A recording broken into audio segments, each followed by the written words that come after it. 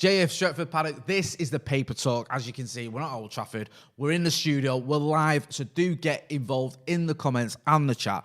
We'll be giving you all the latest updates on Eduardo Camavinga, on Paul Pogba, on a bit of Jesse Lingard, on a bit of Wayne Rooney and what's happening with him in Derby and Manchester United. Also, there's a bit of news involving the women's team and a new manager there. And this lad called Jadon Sancho. What's happening with him? He's coming in here. He's here. So when's it going to be announced? And also a bit of an update on Raphael Varane, because we know that's been sort of not dragging on. I don't think we're quite into dragging on territory, but it's been going on for a little bit now, hasn't it? And we'd all like to see that one done so we can maybe move on to other targets as well. Give us a like, hit subscribe, and get involved. Let us know what you think about all the latest news, whether you've heard anything as well. Give us a shout if you have, if you're ITK. First of all, we're going to go into a bit of Eduardo Camavinga, because that's probably, I don't want to say the most exciting one, but that's the one where we're not so sure what's happening. Varane, we'll get to later, but we sort of know where we're up to that one. Obviously, Sancho's done. But Camavinga, it's like, is it going to happen? Isn't it? What's the sort of the story there? Now, Camavinga, obviously, for those who don't know, obviously, he's over in Rennes. They've started their pre-season training. Now, the latest updates were that he was open to a move to Manchester United. Now, we know that Real Madrid, and I think Bayern Munich and even PSG have been linked with him. PSG have been linked with sort of every young player, though, or every player, so there's no surprises there. Now, one of the updates we had, I think, back end of last week, was that it looked more likely that perhaps Madrid could be his preferred destination. They actually preferred going to Spain, but that's not quite set in stone, and there is still sort of reports and rumours and stories, however you want to word it, that United and Camavinga could actually happen. I think it was, I'll just find it here, the club chief, Nicolas Holveck, recently was speaking about the Camavinga move, and he said that discussions are still ongoing. Everything is open, either for a departure during this transfer window, if an offer satisfies everyone, or to extend his contract. So that's from, I think that's the president, is it? The Rennes president.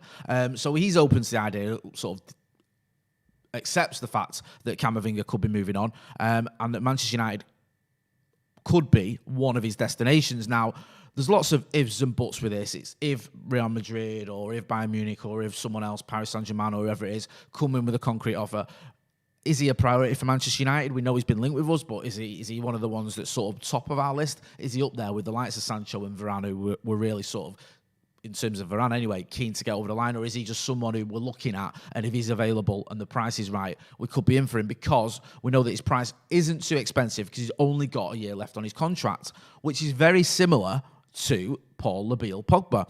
Pogba's obviously got a year left on his deal. Now, the sort of the worrying thing with that is he hasn't signed a new deal with United, or he hasn't made any inclination or any noises that he's ready to sign a new deal, but he wants to sign a new deal. And if we leave it too late, then I think it's in January where he can sign a pre-agreement. He can almost, so he can guarantee himself that he's going to move on. Now, he's been linked with Paris Saint-Germain, and it looks like that rumour, that story, is gathering a little bit of momentum, because let's face that, Paul Pogba is always linked with a move away from Manchester United. He's been linked with a move away from Manchester United since 2011.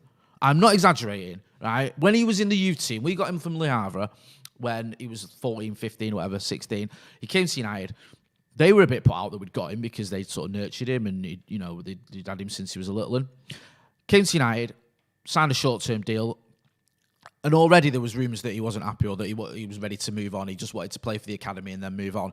And if you remember, there was all this sort of going back and forth with Alex Ferguson and Mino Raiola. Sorry, Sir Alex Ferguson, not just Alex Ferguson. I don't know who the hell I think I am. Sir Alex Ferguson and Mino Raiola didn't get on. Fergie said they were like oil and water. And he was linked with a move to Juventus, and he went there.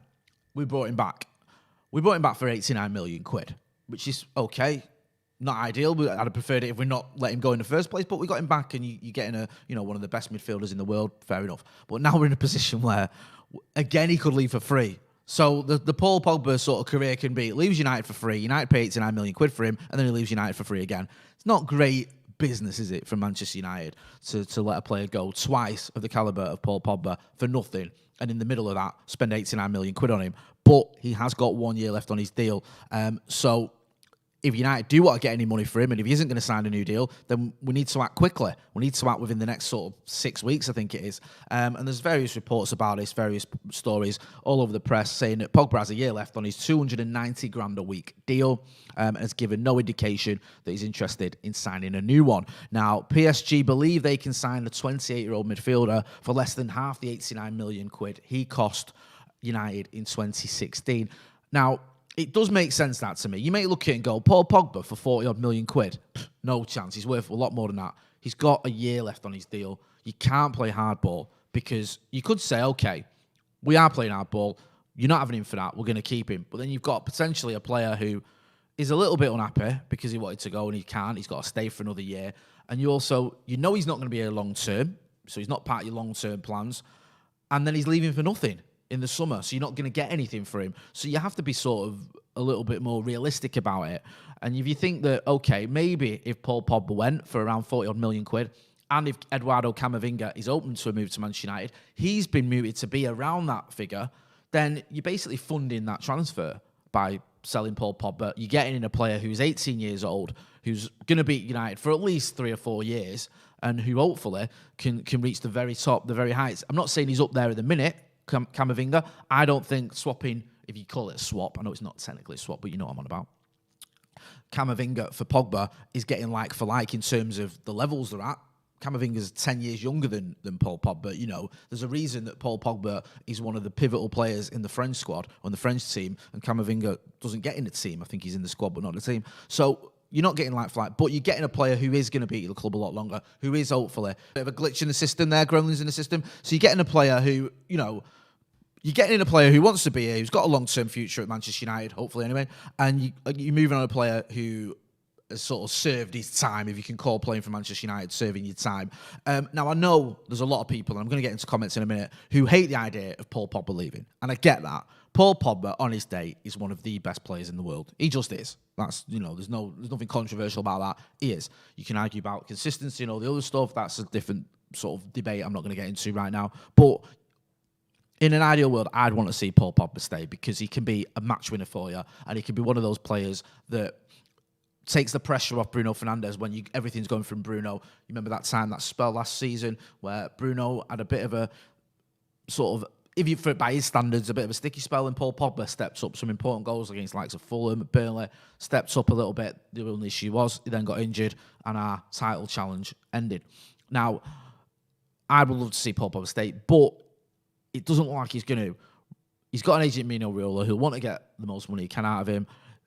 We've got a window of 6 weeks to let him go. PSG want him. They're probably looking at it and going, if we don't get him now, if they don't buy him now, he could go in the summer for free, and other clubs who right now wouldn't be willing to pay any money for him will come looking for him. So the likes of perhaps Real Madrid, who may come in the summer and go, okay, we don't have to pay any money for him, just give him a big deal in his contract, we'll have him. The likes of Juventus, who's already been there, he's got a great relationship with the club, he's revered over in Juventus, so they may say, okay, we can get him back for nothing, we can get him for free again.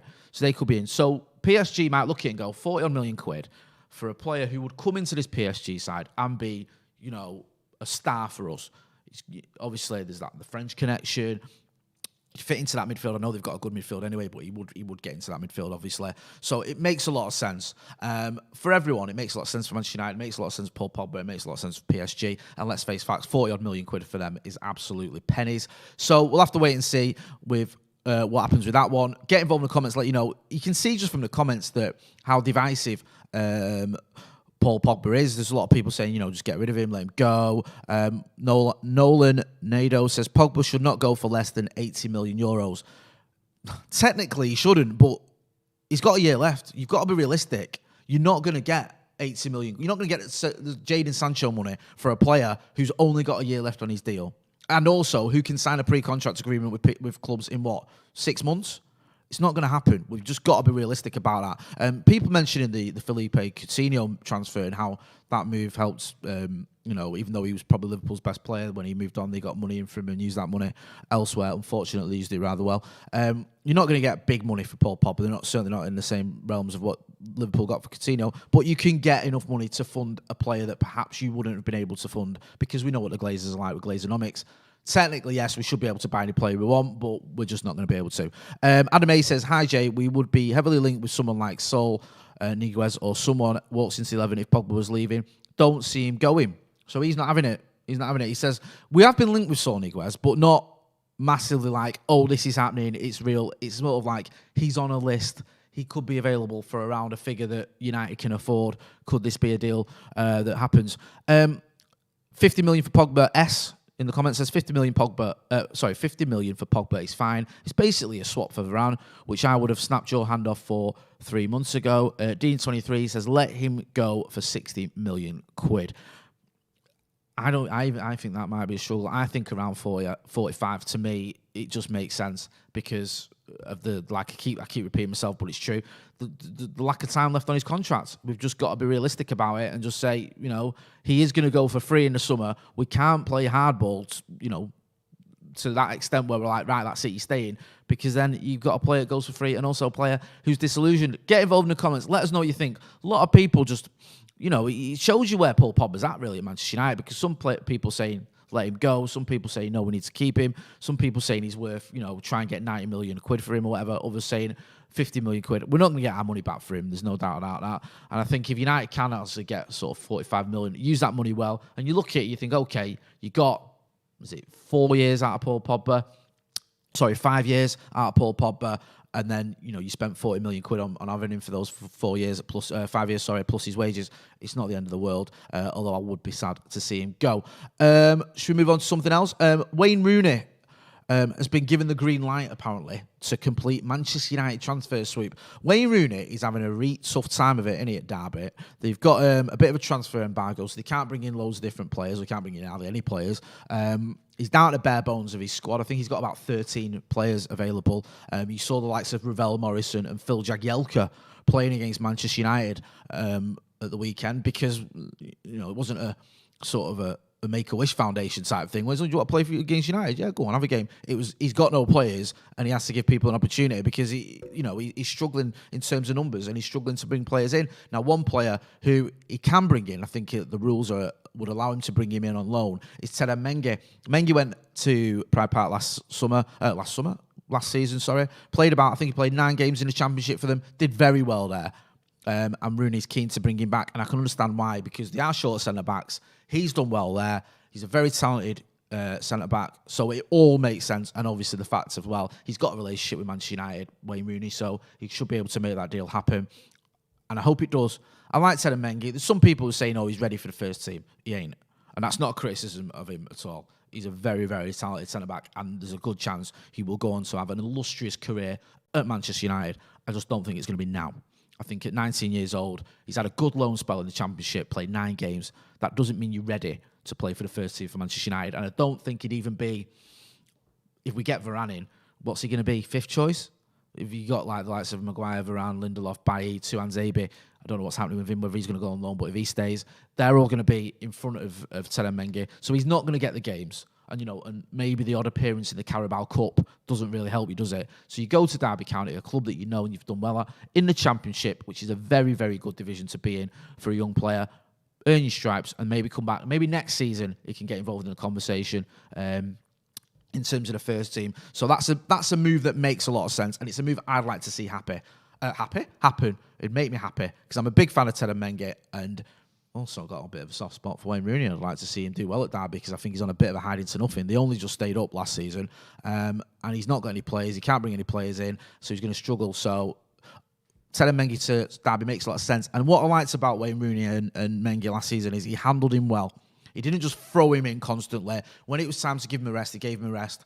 He knows how to look after players, Wayne Rooney, and he obviously, he knows that he's got to keep Manchester United happy as well. We can't just see our players getting wasted or getting overused or whatever. We need to see him being nurtured if they go on these loan moves. So we'll keep you posted on that development, but Mengi to Derby looks like it could be happening, and more power to it. I'm going to touch on this slightly because it absolutely infuriated me, but I won't dwell on it too much.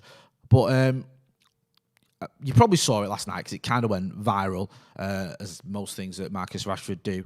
He tweeted about an article in a right-wing rag that was criticising him or making it out that he was doing his charitable work or the work that he's done in terms of feeding, millions of starving children and making the government do 2 U-turns and all the other stuff he does where he's out, with his mum delivering food packages to people and making sure that the food packages the government give you are actually up to scratch and all the other stuff he's done. He's doing it for commercial reasons. And he tweeted about that saying, he does it because he gives a toss. That's why he does it.